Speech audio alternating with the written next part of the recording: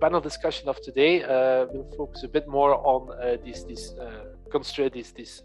prerequisites for being able to deploy, both from legal and regulatory apologies, but also standardization. And these are all aspects that also need to be tackled before we can really go towards deployment.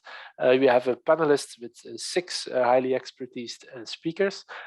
And go into announcing who we all have in the panel today. So Scott, I think you did a better job at introducing yourself than I could have done. So I will continue with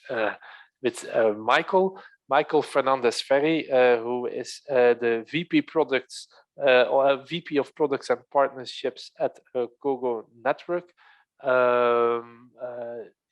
Yeah, I don't have any more details. So, Michael, please, when you take the floor, you definitely feel free to give a bit more background on yourself, or if you want to do that now.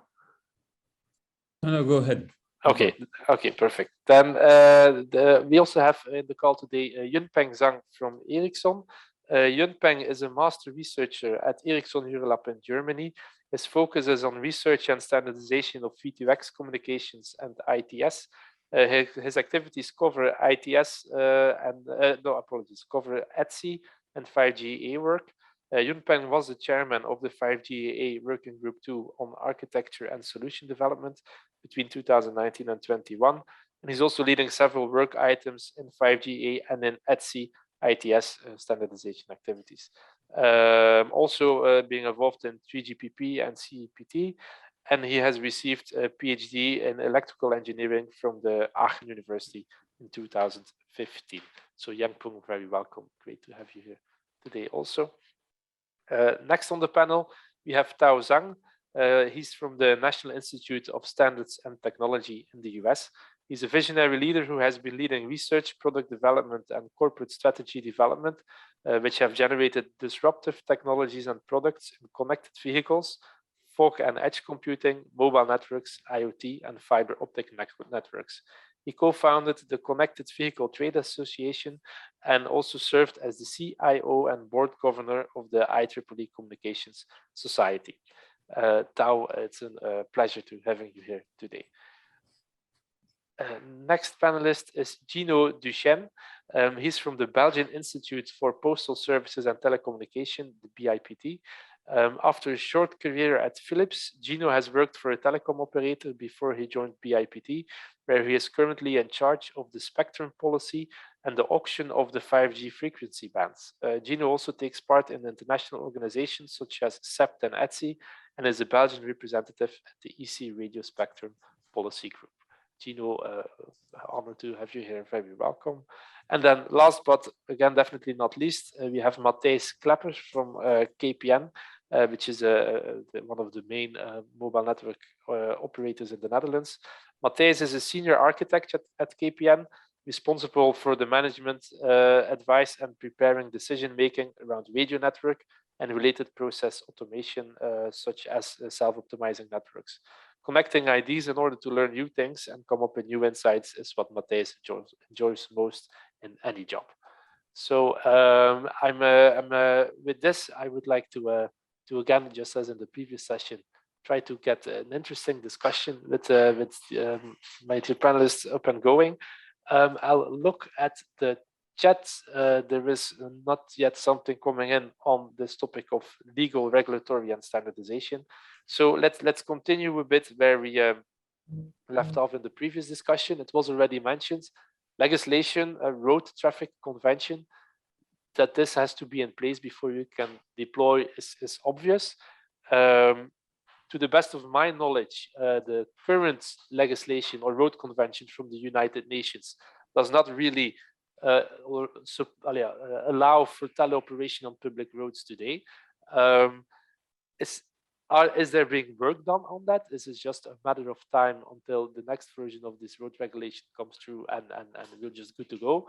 Or is this really something that's yet to be started? Is there any panelist who is involved in these activities who can enlighten our audience about the status of road regulation, road traffic conventions for teleoperation? Okay, well, I'll go ahead and start. To speak to the United States, California included teleoperation as part of its regulations for driverless vehicles in 2018.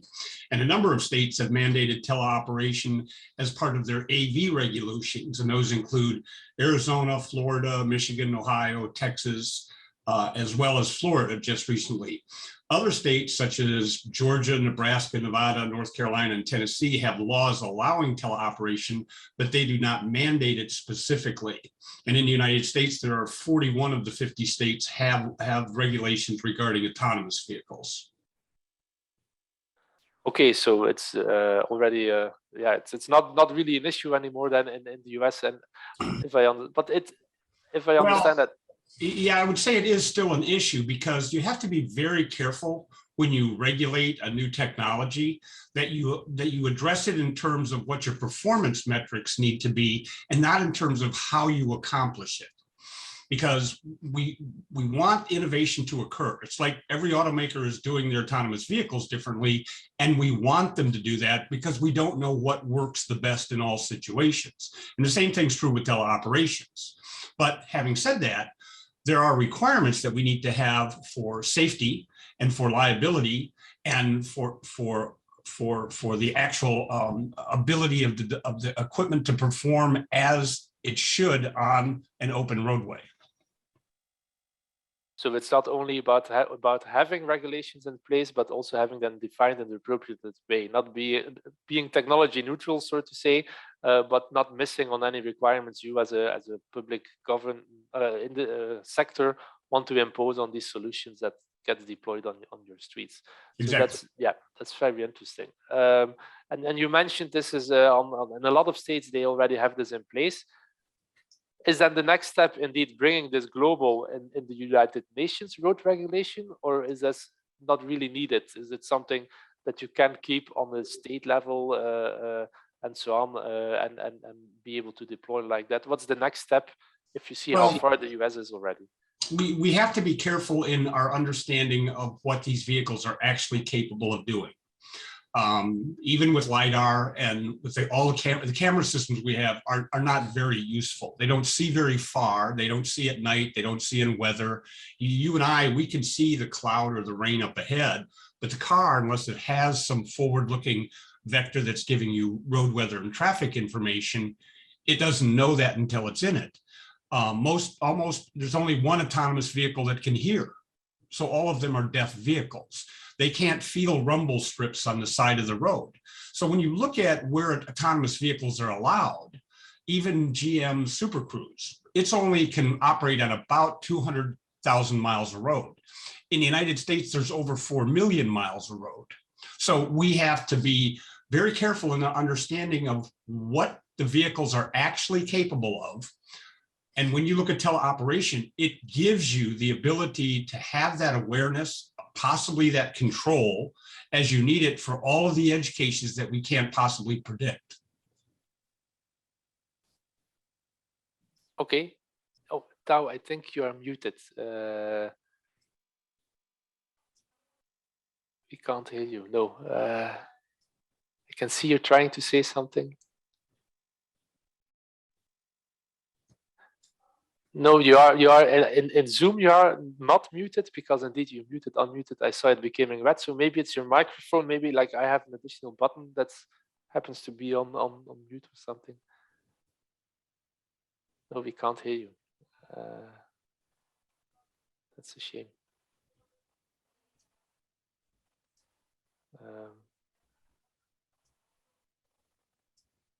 Okay, maybe, yeah. Maybe we can try one last time, Tao. Otherwise, maybe we can go to another panelist and we can try to get your input through the chat. Yeah, I see it on the chat indeed. So let's come back to you later in the session. We still have sufficient time to solve these technical issues. Okay, so that was a very interesting insight from the US perspective. I'm wondering if any of the panelists from the European Union can share how this is going in Europe. I think the examples list I'm aware of is a lot smaller.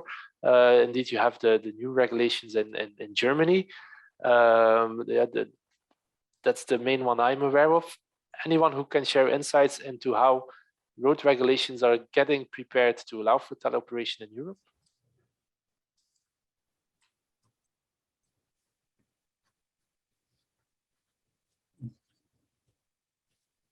If not, then well, we know that laws mandating teleoperation exist in Ontario, Japan, Finland, the Netherlands, and England.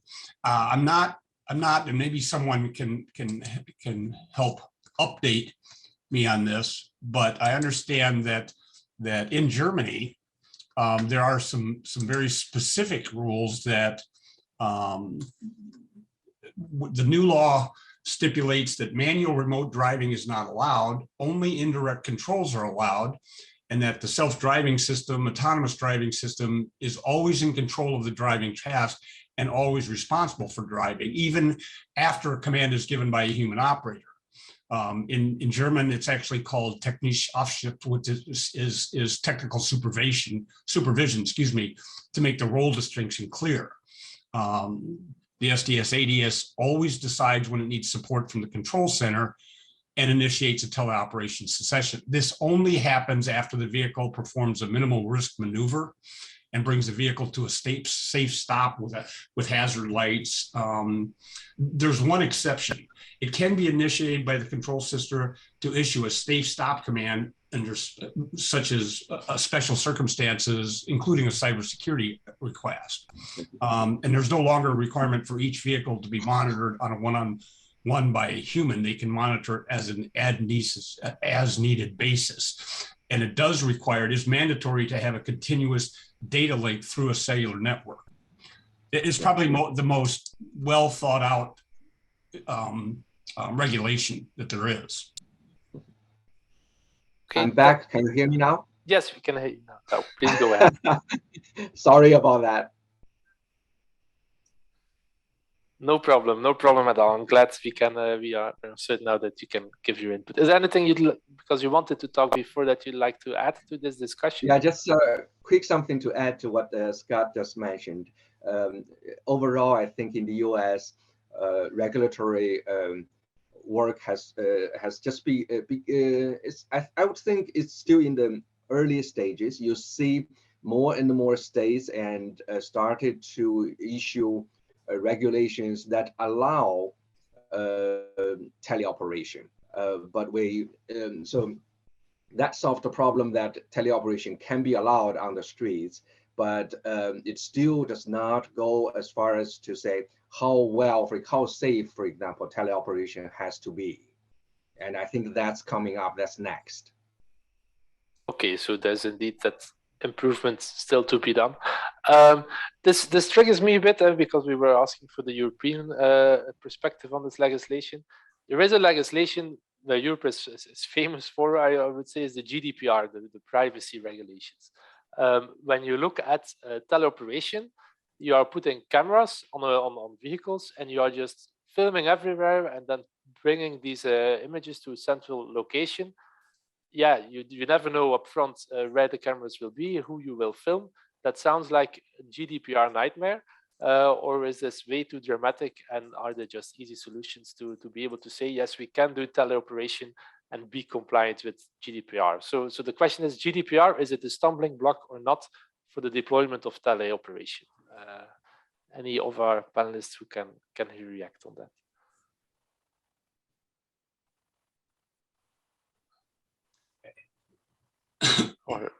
Well, I can maybe comment quickly on this. So Michael from GoGo Network, maybe quickly, Wim, as we didn't mention it in the intro, GoGo Network is a startup company started in 2018 with the vision of becoming an autonomous mobility operator.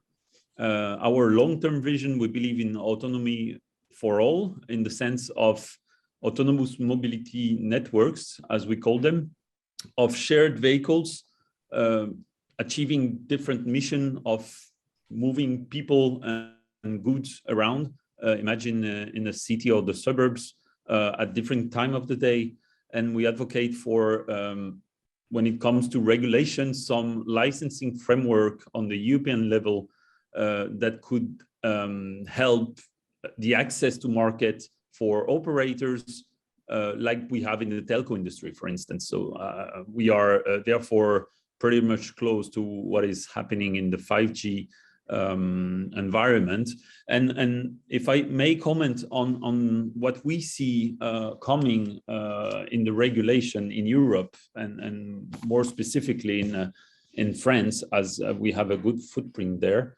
There was in 2021 this ALKS, Automated Lane Keeping System law, coming into place to enable use cases of level 3 low speed, meaning traffic jam assist, right, below 70 kilometers per hour. And soon this same law will evolve into high speed use cases and even afterwards into level 4+ use cases.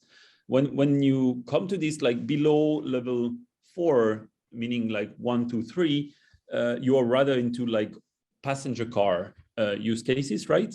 And you do not really need remote teleoperation since you will always have a driver behind the steering wheel. From level 4+, the regulation is more and more looking into the supervision, meaning not only the teleoperation, but also what includes V2X and supervision of the fleet.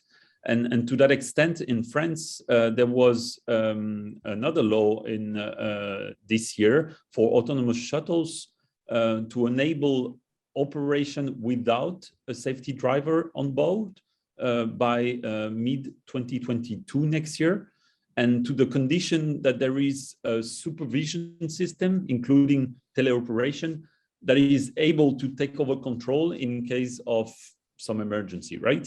So without going into the technical details here, I can definitely, from the operator's perspective, testify that things are moving in that direction in France and Europe, considering supervision and teleoperation as a critical aspect of autonomous mobility.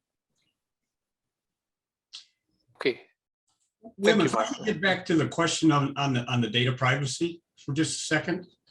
In the United States, we have 24 laws that regard with respect, or regulations with respect to data privacy. Every one of them is non-mandatory and recommends industry oversight. And twice over the last few years, I've testified to the US Congress when they wanted to look at putting in laws for specifically for vehicle communications.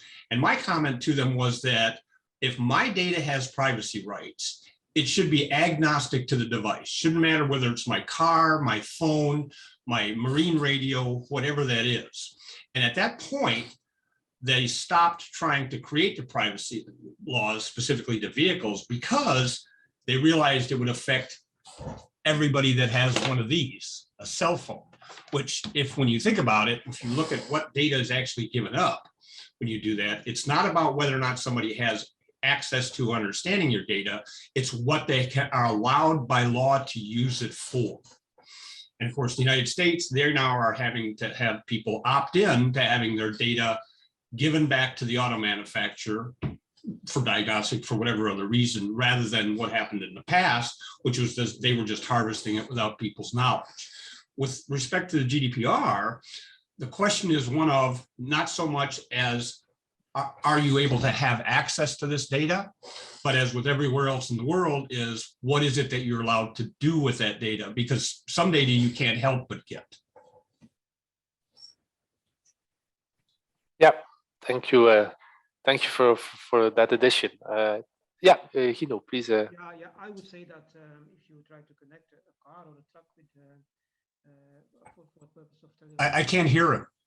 Yeah, Hino, you are very silent. We can hear you, but very in the background. Yeah, maybe I'll try to connect my headphone in a moment. Yeah. Still can't hear him. Yeah, he's connecting his headphone. I think he said so. No, not yet. Could you try again? Is it better? No.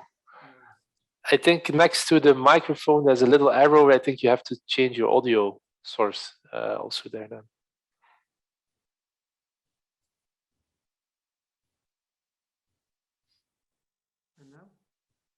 No, or if you can get closer to the laptop, yeah. Yeah, okay, I will try to. Or really speak out loud. That's also possible. Yeah. Okay, well, I would say that if you try to connect a truck or a car for teleoperation purposes, that you are actually setting up a private connection. And so for private connections, we don't really have GDPR issues involved. So it's not really a big problem, I think, for teleoperation. But well, this is my first reaction. Yeah, but the question was my inspiration was more if you want to place a fixed camera at the front of your house, filming the streets. Yeah, that's already a privacy issue. And now you are doing that everywhere. You're not even requesting upfront, where do I put the camera?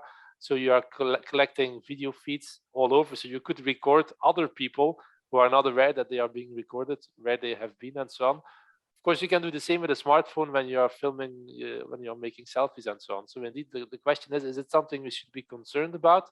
Because we can potentially be filming others that do not consent, because these are not the users of the road of the open vehicle, they're just people on the street. Or is it something we really shouldn't be worried about? That was a bit the question that I tried to pose. So it's not indeed about the use of the vehicle itself, it's about other people. Yeah. Maybe I can add to that, since some of you may know that when it comes to automotive use cases, France was with the CNIL, which is the national body for data privacy, was leading the law of GDPR. And basically the whole rationale is that you need to have a purpose for exploiting private data, right?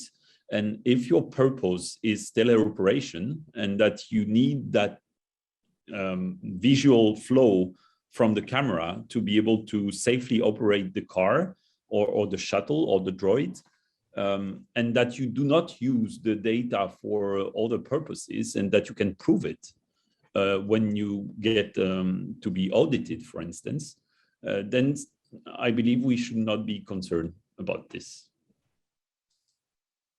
Okay, I see most of the panelists nodding, so I think we can agree with what you're saying, Michael. So thanks for sharing these insights. I'd like to shift the discussion somewhere else now to avoid that we keep too much in only laws. There are a lot of other things which are, for instance, a government can also influence available spectrum, and we learned this morning that teleoperation really requires a lot of bandwidth resources. I can imagine you can cover that, you solve that with a lot of small cells and a lot of additional technology, or you could just throw more spectrum at it and call it a day. So what would be really needed, or really the key to success to being able to upscale teleoperation to really make it usable everywhere? Any of the panelists? Maybe I can say a few words on that field. So as you know, Belgium is going to, it has been announced last week. Can't hear him. Gino, I think you need to really speak up loud. We can hear you, but it's very silent. Very silent, yeah. And yeah. Sorry, probably. So next year we're going to launch our auction, the 5G auction. And this includes, for example, the 700 MHz band. But the coverage requirements are not elaborated for teleoperation purposes. So these are general coverage requirements, close to 99.5% of the population, and only with a downlink 6 megabits per second downlink requirement.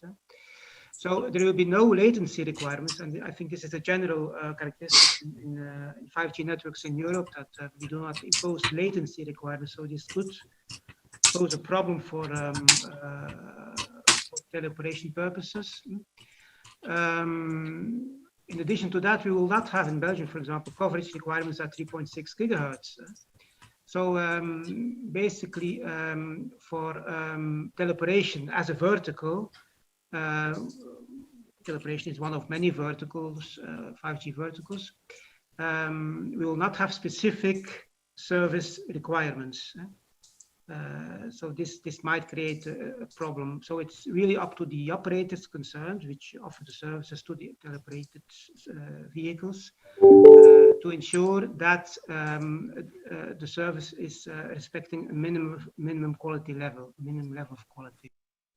Okay, so from the government side, there are no really service requirements on you need to be able to support teleoperation, while they are typically in most auctions, there are coverage requirements in some way or another, but really not going into this vertical specifically. So that's the government perspective. Then I'm looking more at indeed the operators and the technology providers. They are on the other side of this friendly table. What's your view on, okay, the question I just asked, what's needed to be able to upscale this very bandwidth consuming use case we are debating here? I don't know, Matthijs or Yunpeng, who would like to go first? Yeah, I can. From the operator perspective, you not only need spectrum, but you also need to agree amongst operators how much spectrum you use for sending towards the network and receiving from the network. And what we see in the past is that the balance is in receiving from the network.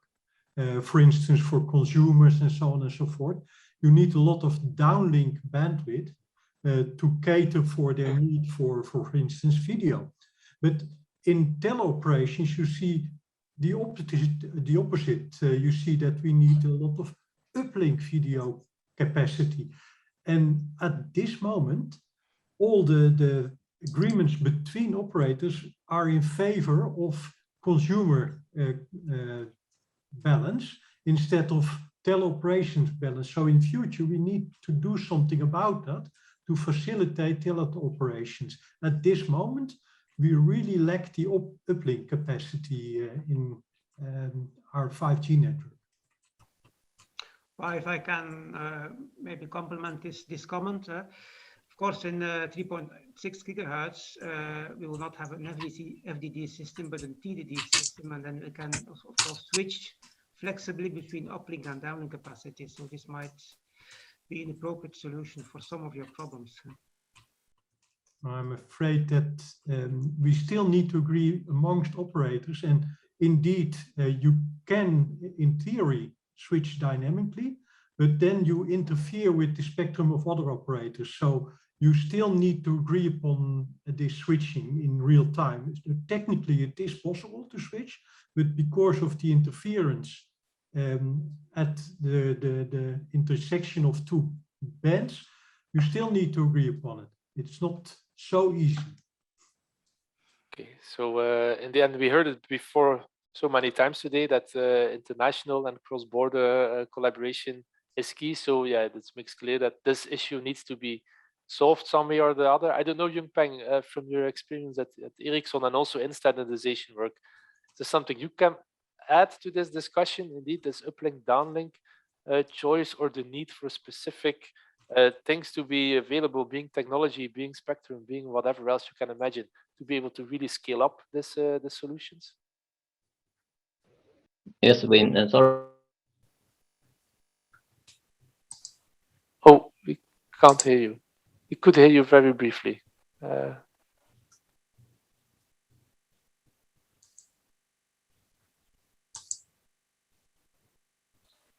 We can't hear you, Yunpeng. Maybe in the meantime, I can say a few words on the Benelux recommendation, which we have developed in the Benelux, of course. So we will use the same frame structure in the Netherlands, Belgium, and Luxembourg at the 3.6 gigahertz band.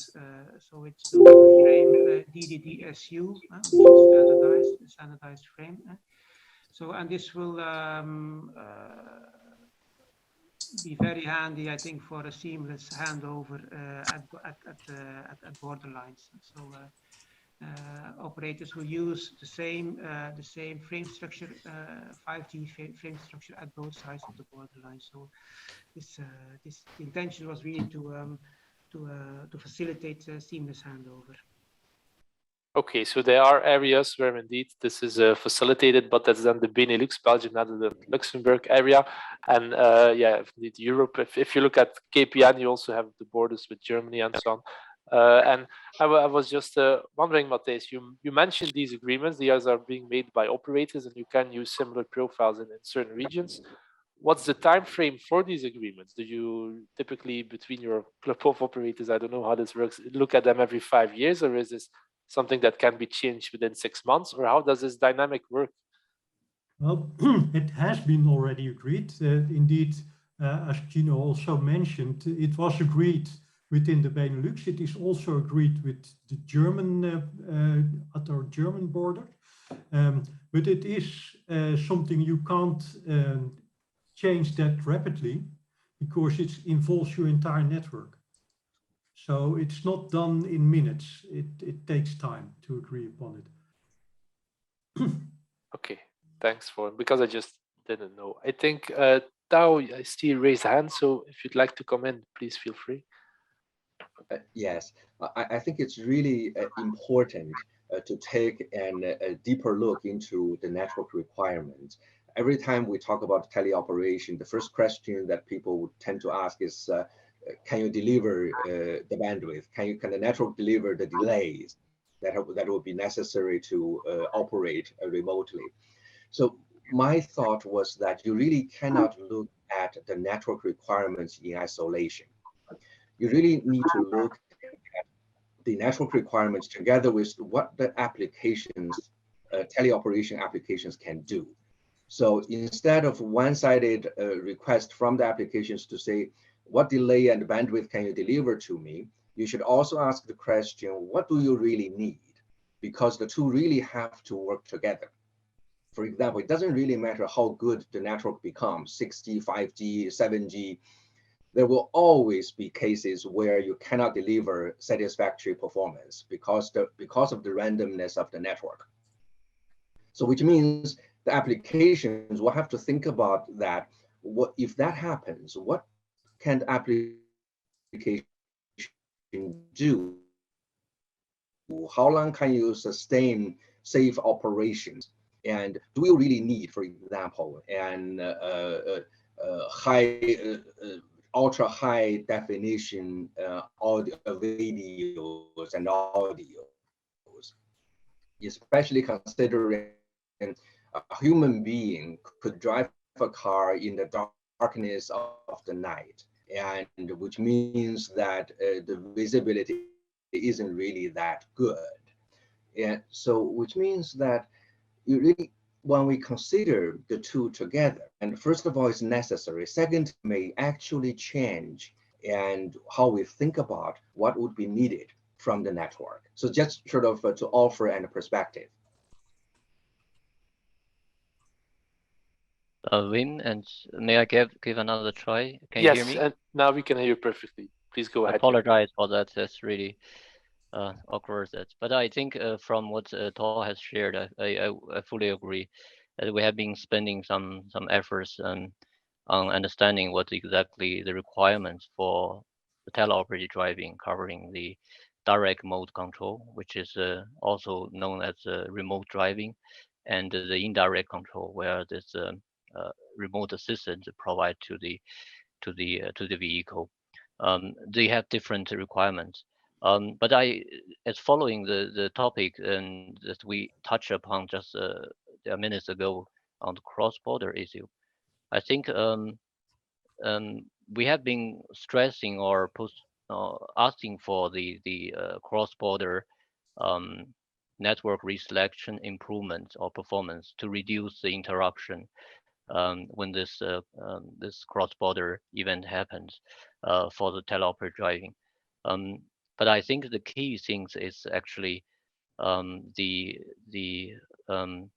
what is really required by the teleoperated driving service on such a feature. And technically, we have looked into the solutions, and from what 3GPP specified, and also technically implemented by the network vendors, we can bring down the interruption time from currently normal to see cross network handover from minutes level to second level, or even to sub-second level, similar to what we experience in the SIM network.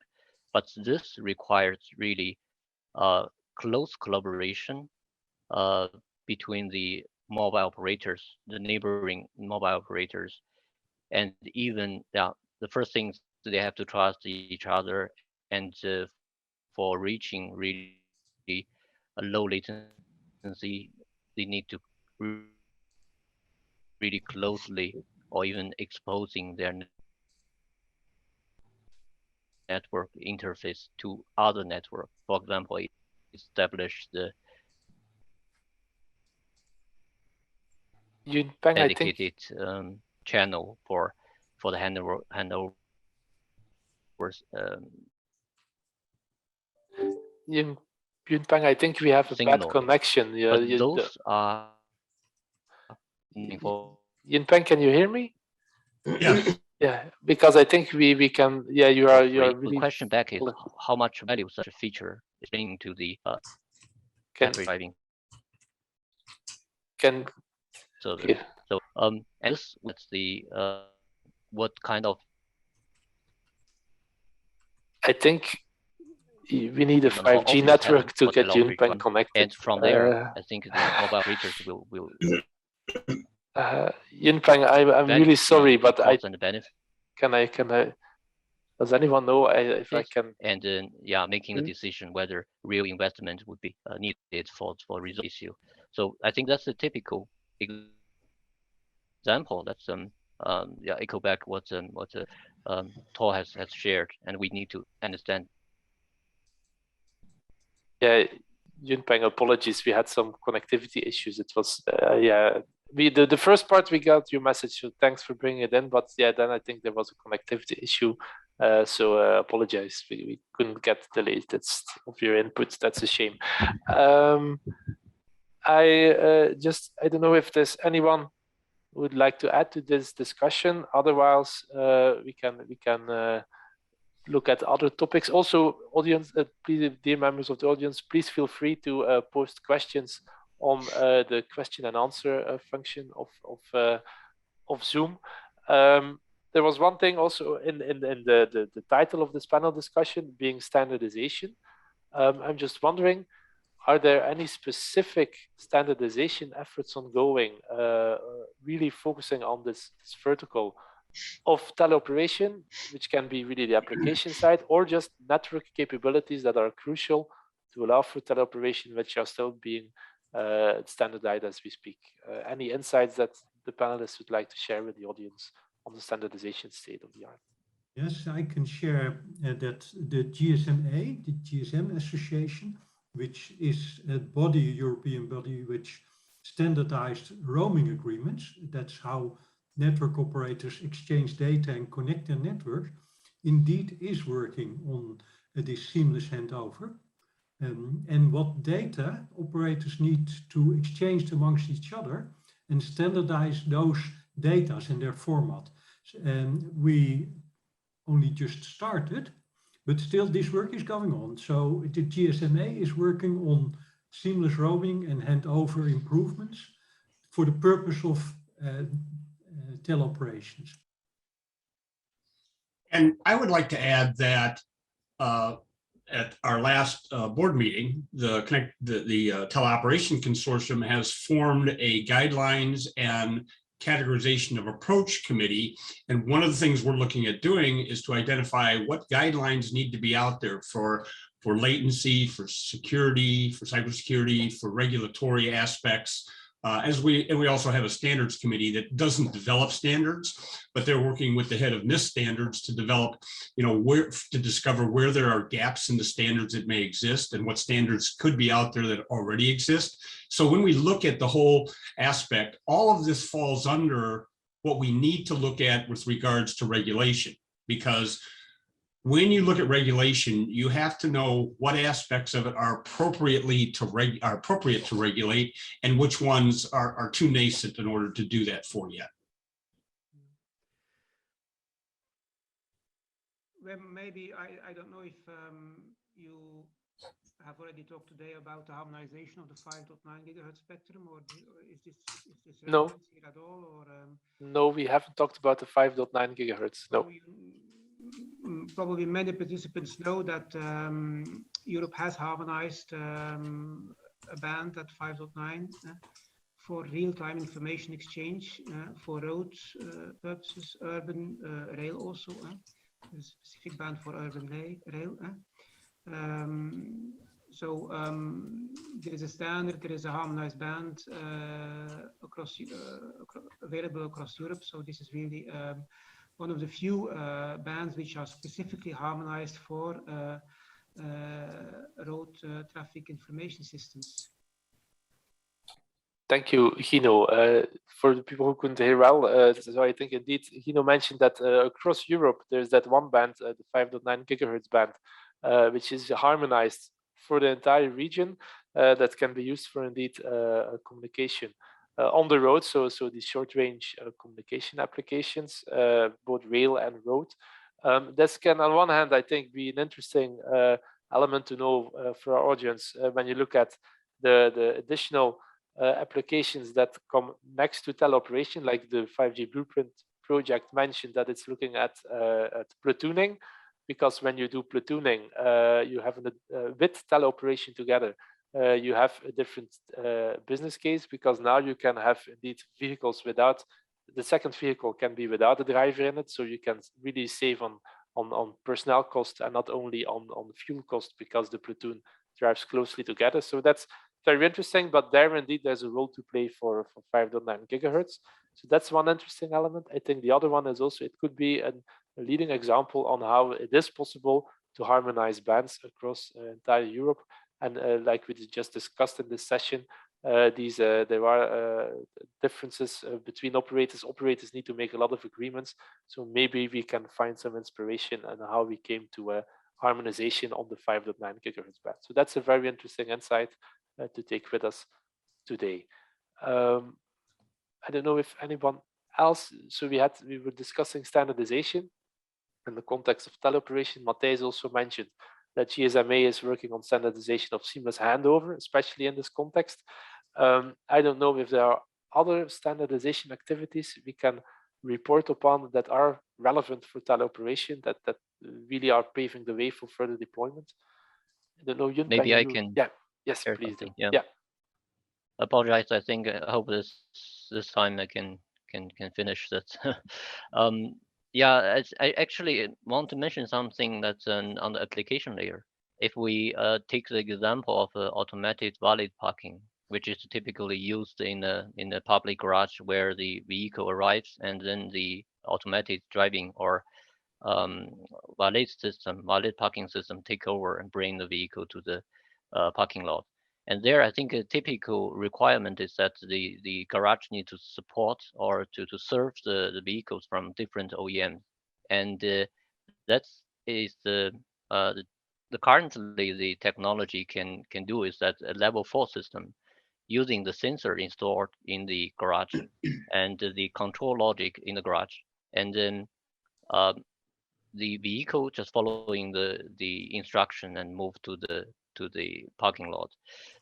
And this is a typical requirement for cross vendors interoperability. And there, I think it's ISO has been standardizing such an interface between the vehicle and the parking infrastructure.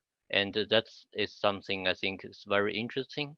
And also in the future, such a teleoperated driving service provided to the public road and cross OEMs, this may evolve to, I think it's also starting point for such an interface for the teleoperated driving in the future as well. Yeah. Hope this time you can hear me well. I'm a bit concerned about the connectivity. No, really. this time we had we could capture it perfectly. So thanks for sharing these insights and indeed how practical applications like automated valet parking can be the seed for collaboration on the application layer and getting towards standardized interfaces in the application chain and so on. So thanks for bringing this to the table. I see, Tao, you also have your hand raised, so please, if you want to come in. So I hope the network connectivity will allow me to complete this time.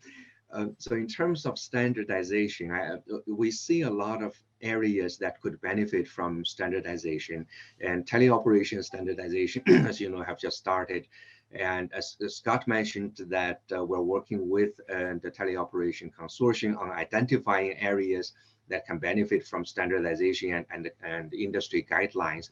So several things, for example, that seems to have been receiving more and more support from the industry, starting with taxonomy and of teleoperation, and then matrix for determining, for defining what's safety of teleoperation. How do you characterize safety of teleoperation? And also similarly to self-driving, what would be the operational design domains for teleoperation? And so it's very similar. Teleoperation, you know, it doesn't work today everywhere.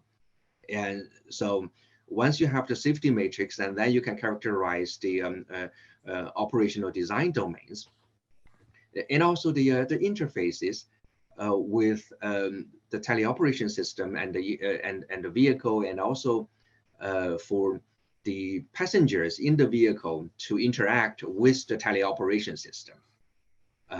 So, and also of course, network requirements. I was previously I was trying to stress the point where network requirements shouldn't be looked at in isolation, but should be looked at in collaboration, in coordination with application capabilities.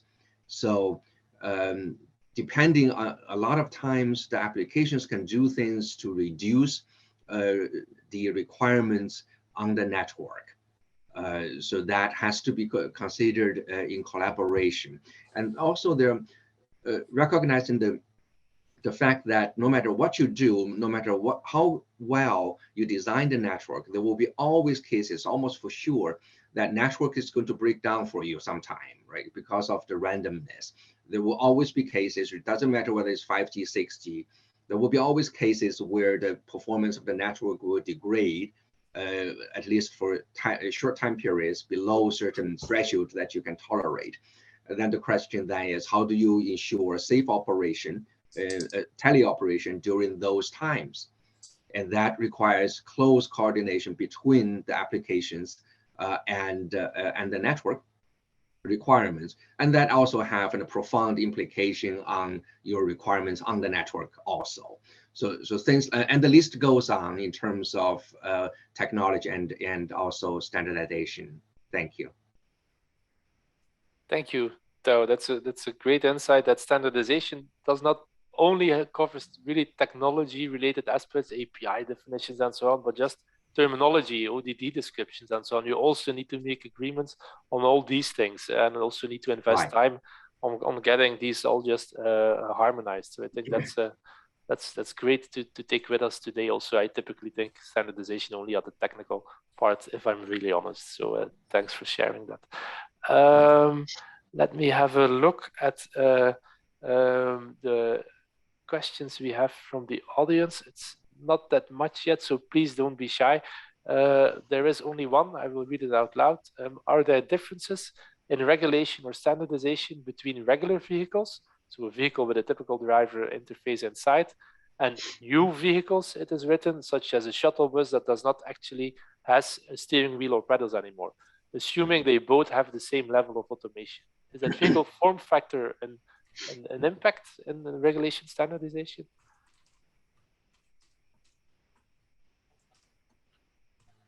Yeah, so I can add some points. I think one of the areas that can potentially be very different is how would you take care of, how would you take care of an emergency situation? For example, when you don't have a driver in there, and when the teleoperator loses control of that vehicle for any reason, for any time, what would happen? And if you have a driver, of course, the driver could detect, and that was happening, could take over in theory. But if you don't have a driver, then you have to do something else. Yeah, that makes sense. That this is definitely the main differentiator between the two. If I can, on that, the United States federal government has yet to pass any legislation regarding AV. It's all been done by the states. And the reason is because you have to, it's very complex, just like it is with the EU, it's very complex to try to craft those kind of laws. But essentially, all over the world, tort law pretty much covers liability. Doesn't matter whether the machine is automated or or whether or not it's not automated. I was putting in autonomous vehicles for General Electric, for automated guided vehicles 30 years ago. And all of those things go back to the original tort law that says, well, who is in control of it? If the control is a machine intelligence, okay, or a teleoperated person, that's where the liability lies. And so the question is do we need a different law for a teleoperated vehicle, or do we need to figure out what it is that the minimum performance requirements are of those systems, like we do for all mobility solutions? For all machine systems, we look at, what is the likelihood of it failing? What is the likelihood of it injuring the user, the occupant, someone in the area, itself, whatever. And so when you look at it, we have to look at it. There's an engineering aspect that goes on. There's a system design that goes on. And all of those consider, well, what's the risk of failure? What's the risk of catastrophic failure? And that defines for you what your liability is. If I may add to this, I first started the panel by commenting on the ALKS law, which aims at a rather level 3 vehicle with pedals and steering wheels, right? And I was telling you that next year is expecting a new draft of that law covering level 4 plus cases without a steering wheel. And so to that extent, the same law can be extended to, and the same standard to different form factors of vehicle. And I have another example that I wanted to share, that law on autonomous shuttles in France will be soon applied to autonomous last mile logistics droids. And it is expected that 80% plus of the law would be carried over, saying that it doesn't really depends on the form factor of the vehicle itself, but rather on the use cases and the mission that the teleoperation and supervision need to achieve. In the case of logistics, and I maybe can comment on this as operator Gogo, we are involved in a project called 5G Open Road, which name speaks for itself, right? We are deploying a 5G platform on open roads in the south of Paris with partners including Nokia, Bouygues Telecom, Peugeot, Renault, etc., etc. And we will be there operating 3 types of logistic vehicles. And the key KPI for us is to supervise at least 5, ideally 10 vehicles per supervisor remotely. And here the challenge is rather in the ability to supervise this vehicle, take over control, but it's actually different vehicle with different form factors. Some go on the sidewalk, some go on open roads, and some can carry like very high, heavy load, like up to 1 ton.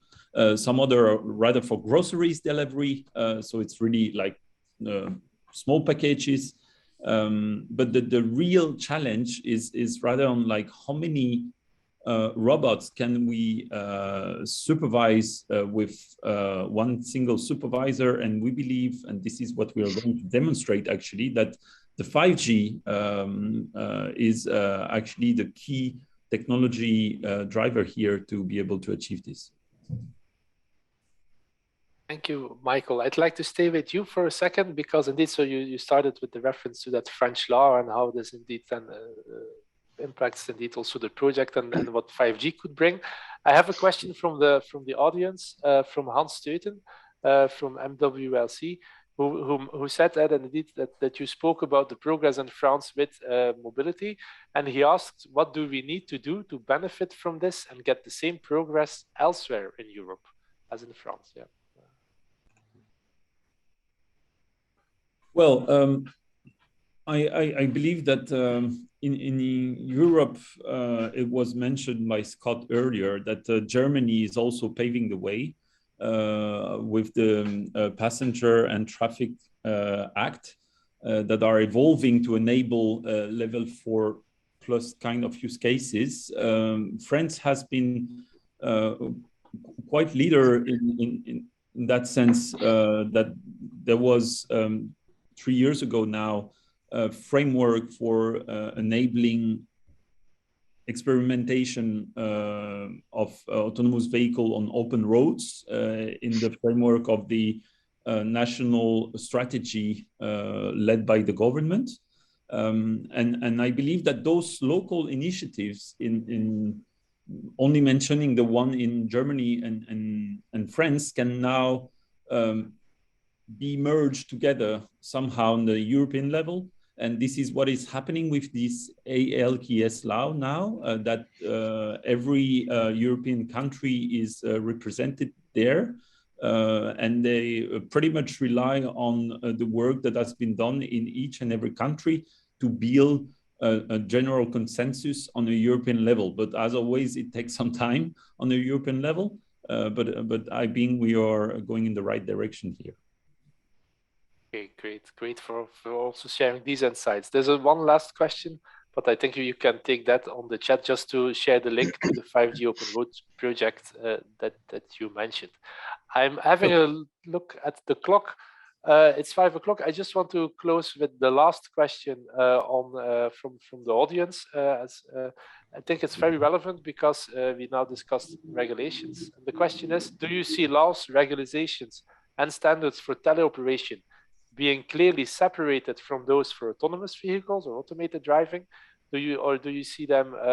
Do you see teleoperation being allowed on public without any underlying automation? So is it indeed from a regulations and a standardization perspective, as discussed all day, really interweaved with automation, and we really have to see it as one package? Or from legislation and so on, is it two topics that just one day have to come together, but for now have their own legislations, their own standards, and so on? Any views on that? I don't really see in the current time frame, in the near future, I don't see any reason for any difference to have teleoperation and autonomous vehicles to be differentiated. Again, for the standards, we're talking about what a performance metric has to be. For regulation, we're talking about how do we manage liability and safety. And so whether or not, and almost all autonomous vehicles have the ability for a remote operator to look into the vehicle to tell it what to do in terms of a use case, if not actually to take over control. So right now, in many cases, teleoperations is helping us get to levels of autonomous vehicles, but there are always going to be scenarios where you'll have teleoperation. We look at agriculture, we look at military, we look at a variety of things like mining, as Lynn Kavanaugh reported on the first session today. And so there may eventually be unique laws for autonomous vehicles. But I believe that when we look at the environment of what brings us to teleoperation, is that right now should be the same as it is for any level of automation, because it's really about what is this domain and what is the framework of connection between control, whether that's machine control remotely or machine control by a person. Thank you, Scott. I don't know, Tav, if there's anything you'd like to add, or is this a raised hand from before? Yeah. Yes, I'd like to add something. I think it's a very interesting question, important question. I agree with Scott completely. I think teleoperation and automated driving is intrinsically integrated. In fact, if you take a longer look, and teleoperation actually is a natural extension of ways to achieve automation.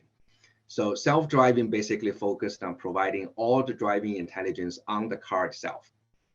What teleoperation really does allow you to do in the future is to actually allow you to deploy that driving intelligence, not just in the car, but also off the car.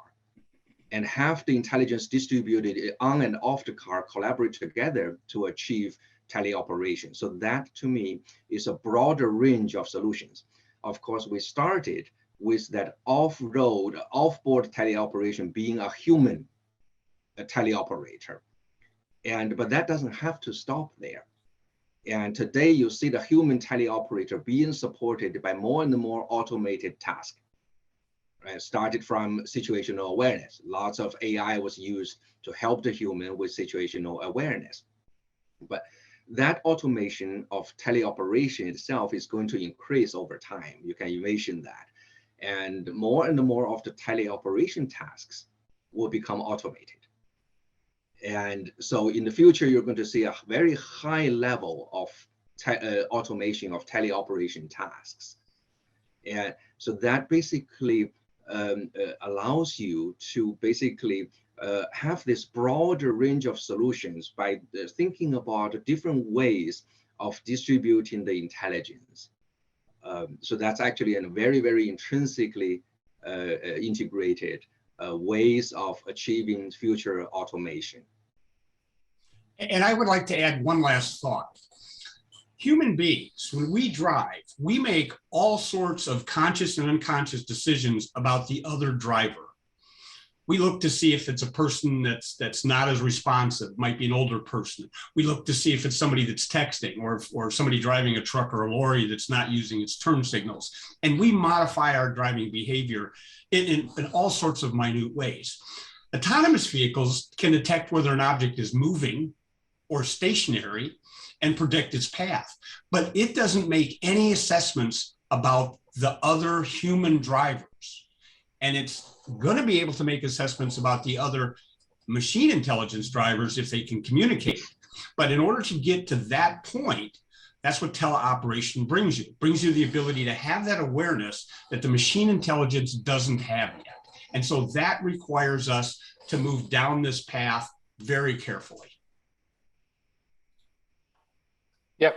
And I think, thank you, Scott. I think that's the ideal bombshell to end today. I think we had very, very interesting discussions. I really want to thank all the panelists for being here today, for sharing their knowledge, for also being so open and also eager to discuss today.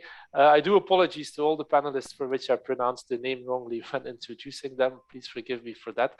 I hope the audience can keep in touch with the panelists they want to debate further with, pretty sure through LinkedIn or whatever, that you'll be able to some way or another get in touch. So I hope this event from that perspective also allows us to build new relationships in this domain. And I want to thank everyone on the audience who participated today for being here, for being interested. And I hope this was valuable to you. And indeed would really welcome you to reach out to all our panelists if you want to continue the discussions after today. With this, I would like to close. So thank you very much. I think we had a very interesting afternoon, and I look forward to continuing this with all of you in the future. Thank you and goodbye. Thank you. Thank you. Thank you. Bye. Thank you. Bye-bye. Thank you. Bye.